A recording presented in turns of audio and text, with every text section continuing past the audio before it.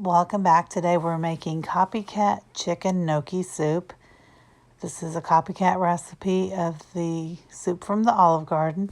To a large pot, I'm going to melt 1 stick of butter, a tablespoon of olive oil, 2 heaping teaspoons of minced garlic, and 12-ounce bag of diced carrots, celery, and onion. And I'm going to stir this really well. And I'm going to let this cook for about 3 to 4 minutes. I want to make sure that the vegetables are tender and cooked through. And once they've gotten to that point, I'm going to go ahead and add to this a half of a cup of white all-purpose flour. This is what I'm going to use to make my roux. So I'm going to stir that really well. And I'm going to let this cook for just a minute or two. I want to kind of cook the flour flavor out. Now I'm going to add my half and half. And I'm going to add about a third of it in. And I'm adding 4 cups in total. And I'm going to stir this really well. I want to mix the half and half with the vegetables. I'm going to add the other third of it. I'm going to stir it really well. And I'm going to let this cook for about a minute in between pouring the half and half in. This is a little bit of a time-consuming soup to make, but it's well worth the effort. And I'm going to pour the remaining half and half in. I'm going to stir that real well. And I'm going to put the lid on it, and I'm going to let this simmer for just a few minutes. And once it's got the lid on there, it's going to sit for a minute. I'm going to take the lid off, give it a quick stir. To that, I'm going to add 2 cans, which will be 4 cups of chicken broth. And I'm going to let that stir real well.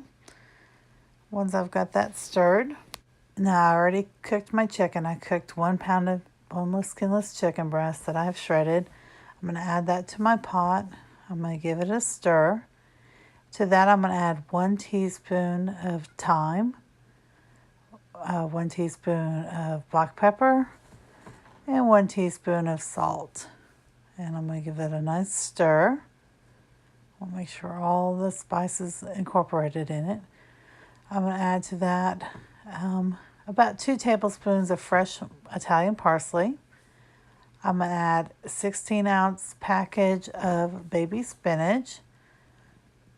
And I'm going to stir that really well. This is going to wilt beautifully in here. And then I'm going to add my gnocchi. Now you can make homemade gnocchi, but I buy it. And it's a 16-ounce package. I'm going to just pour that in there. I'm going to give it a nice stir. I'm going to make sure I put the lid on it. And I'm going to let this simmer for about 15 minutes. It's nice and thick. And the longer you simmer it, the thicker it gets. You can also put this in the crock pot at this point if you want it for later in the day. And that's all there is to it. It's a beautiful soup. It's hearty. It's delicious. And it's one of my very, very favorites.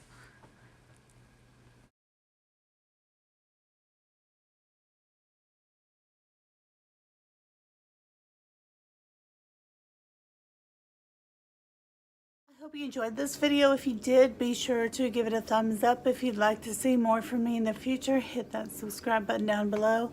I'm trying to post 3 videos a week, 2 cooking and baking videos, along with 1 randomness vlog. I love soups. I love all kinds of soups. Chilies, stews, vegetarian. I don't care. The only soup I really don't like chicken noodle soup. I know I'm a weirdo.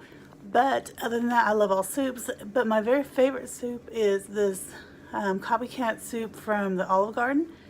I love chicken gnocchi soup. The first time I had it at Olive Garden, I was totally in love. I'm not a big fan of the Olive Garden, but I had gone there with a group of friends and I thought, well, I'll try soup because I don't really like anything else there other than the calamari. And I had it and I was addicted. Decided I had to learn how to make it. So I found some recipes online, tweaked them to make them my own, and now we have my copycat version of the chicken gnocchi soup. It doesn't take a lot of work. It is fairly healthy, and it is very, very good, and it makes a lot, and it actually freezes well. A lot of soups with creams or with dairy don't freeze well. I found this one does, The first time I made it, I made way too much, and so I ended up freezing it, and later on reheated it, and it was great. The only thing is when you first thaw it out, it will separate, the dairy will, but once you've heated it and stirred it, it's fine. But that's about it. I am going to definitely be posting a lot of soup recipes this winter because we love soups in this house, and we will eat soup at least once a week, if not twice a week. So look for those. If you have a soup recipe you'd like me to make, let me know what it is and I'll see what I can do for you. I hope you guys have a great day. And remember, not every day is good, but there's always something good in every day, and I will see you next time.